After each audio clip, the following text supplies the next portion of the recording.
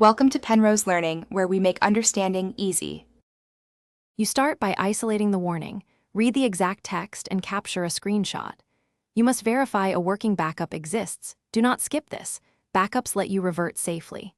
Once done, inspect storage space, file permissions, and any recent configuration edits that could trigger the alert. You act now on data, not assumptions, so document timestamps and user actions. That documentation helps trace cause and supports the next diagnostic steps. You proceed with focused diagnostics. Run integrity checks, checksums, or database consistency scans to pinpoint corruption. As you wait for results, compare the live configuration to the last known good copy and log any deviations. Make fixes that are non-destructive, repair utilities, reset permissions, or apply incremental restores so you preserve data.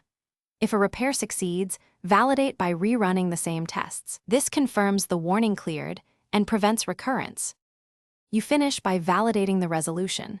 Rerun integrity checks and monitor logs for 24 to 48 hours to ensure stability. Make sure backups are current, then document the exact steps you took and update standard operating procedures so others avoid the same issue. If the warning returns, isolate the suspect component and reproduce the problem in a staging environment. This prevents repeated production failures. One troubleshooting tip: when in doubt, restore to the last consistent snapshot on staging before changing production. Thanks for watching. If this was helpful, leave a like and consider subscribing. See you next time.